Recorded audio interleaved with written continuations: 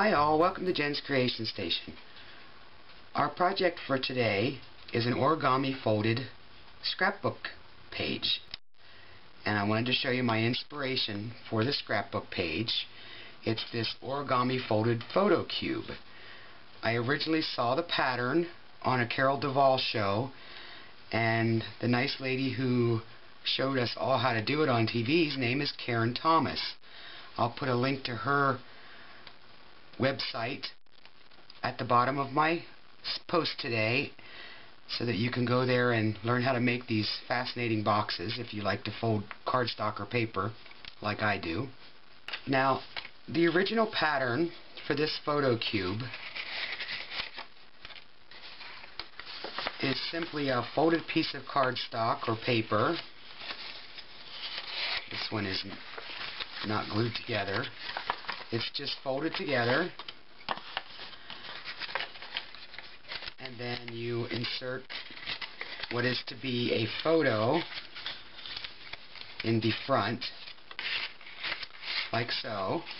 And when it's apart like this, it's really easy to put together. And then you do a total of 6 of these, and you put your photos in. As you saw in my box, I didn't use photos, I used little stamped images. And then the connector is just a piece of square paper folded, and then it goes in one side, and then this goes in the space, and then you glue them together. Now you can make a solid box, you can leave the top open. This eventually will be closed with the connectors. Anyway, that is my inspiration for my scrapbook page. I looked at this and decided I wanted to try to make a scrapbook page. So let's get started. Okay, now my pages, except for this binding, are 5 inches by 5 inches. You can make your pages any size you want. There's a simple formula.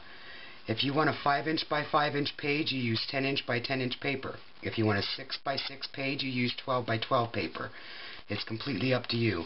The little photo cube was 6 by 6 paper, and you ended up with a 3 inch by 3 inch origami square. So I'm going to use 10 by 10 paper, and these are my first 4 pages.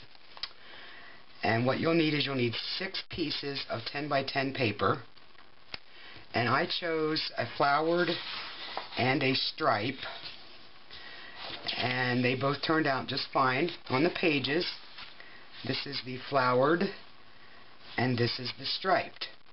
Keep in mind, when you're using a directional paper, whatever direction it is going on the front, it will be just the opposite on the back. So if you make it horizontal on the front, it'll be vertical on the back. That's the only rule of thumb for directional paper. Corner and borders do not work on this pattern because your borders and your corners will be folded away and you won't see them. For the inserts behind the folding, you will also need 6 pieces of plain white cardstock or black, depending on what colors you're using. And this is 4 7/8 by 4 7/8. And then you will need, for an insert on the front, like where the photo would normally go, you'll need 6 pieces of colored paper. This piece of paper is also 4 7/8 by 4 7/8. And then you will need a piece for your binding, and this piece is 2 1/4 by 4 15/16. I know that sounds like an odd size, but you need to be able to fit it into your 5 inch page. And then for the back flap, you'll need a piece of cardstock that is 5 7/8 inches by 4 3/4 inches, and that'll give you just a border around the edge where your paper will show.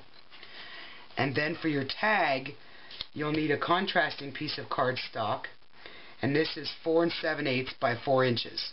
And as you can see, I've rounded my corners on my cardstock. So let's get started on folding our paper. The first fold is just to fold in half, like so. And then you'll take these and fold them to the center, each end.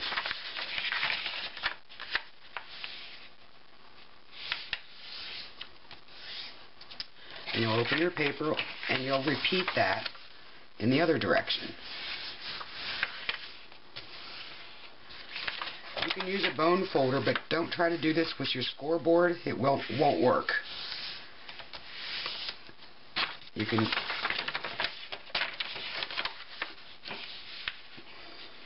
There we go.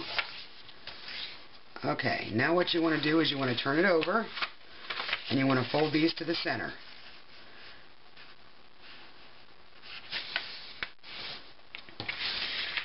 Sometimes that first point is hard to find on printed paper.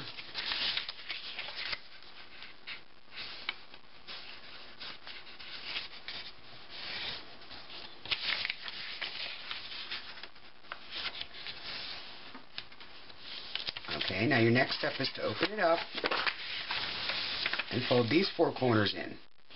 This is your last fold line right here.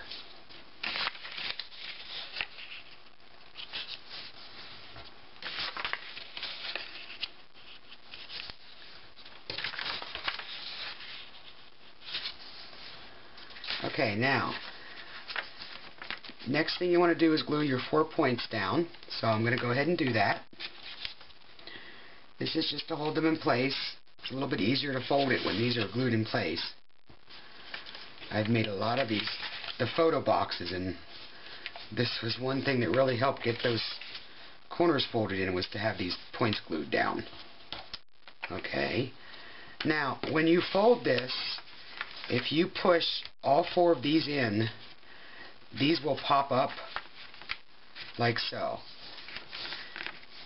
These are popping up and these are condensed down. So I'll just fold this so you can see how this looks when it's folded.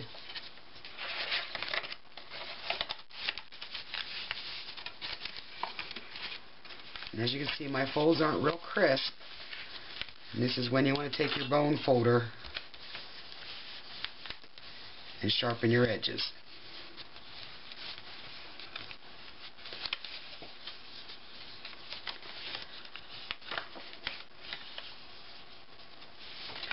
And you also want to sharpen these edges in here just a little bit.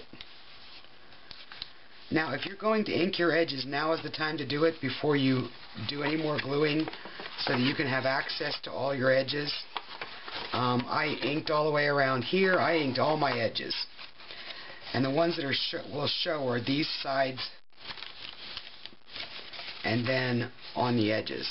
Now, no matter what I do, no matter what brand paper or cardstock I use, my edges always have little white things sticking out because they fracture, so I have a tendency to ink my edges when I'm working on a scrapbook page. And that's what it looks like. I'm going to switch to the striped paper at this point in time so you can see how to cut the hole in the top and to prepare for your binding. What I want you to do next is open this page like this. I want you to get a cutting surface and a ruler. Now, my stripes on the front will be going up and down. So the first thing I want to do is make sure that when I get done, my opening for my tag is at the top. So I need to either cut this edge or this edge. So I'm going to turn it sideways, and I'm going to lay my ruler lined up with the edge of those two folds. Take my X-Acto blade and cut from that piece down to this one. And there's my opening for my tag. Fold that back up so you can see it. There's my tag opening right there. So when this is all glued together, I'll have a spot for my tags.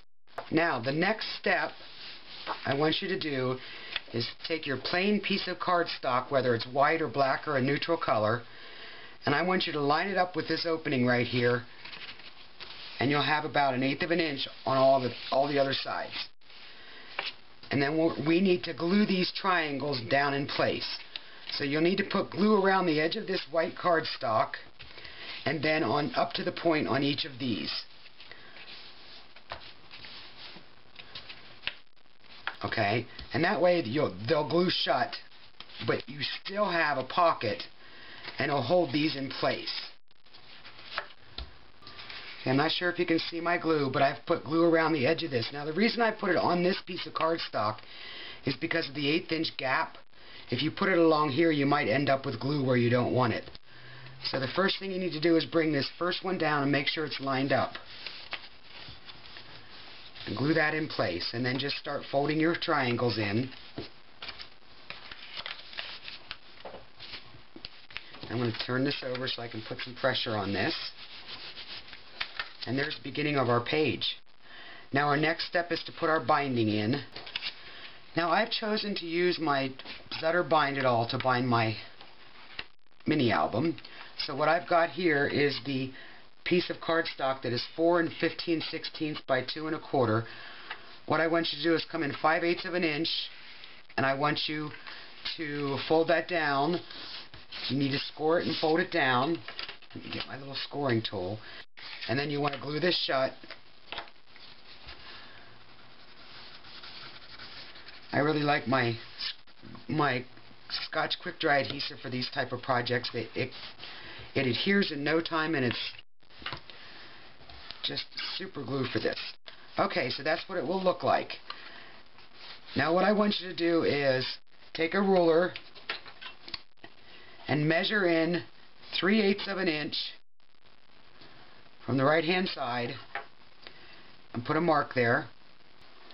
Now this white mark that you just made will line up with the beginning of this hole right here. And I want you to punch 6 holes. And then I want you to move over to the second hole and put it on your hole guide. Punch your last 2 holes. This is much easier to do before you attach this to your scrapbook page. And there's your perfect spacing on your binding piece. Now what I want you to do next is take a pair of scissors and cut this in. You'll be surprised how far you need to cut it in to get it to fit inside this scrapbook page. Now keep in mind where your opening is. My opening is right here, so this needs to go in here. Okay, I don't have that cut far enough up here. I can still see my corner. It's okay on this end, so I need to cut it in just a little bit further so that it will fit. This is in place of the connectors that you use in the box when you're making this origami box. And there we go. Now I want you to turn it over and glue this in place. And I'm going to put my folded edge on the back side. And it's a real good guide for your glue. If you wish to use hot glue, you're certainly welcome to use hot glue. I'm not a fan of hot glue. I don't have a lot of luck with hot glue, so I prefer wet glue. Just set that in place. Give it a minute to adhere. And there's your binding in place.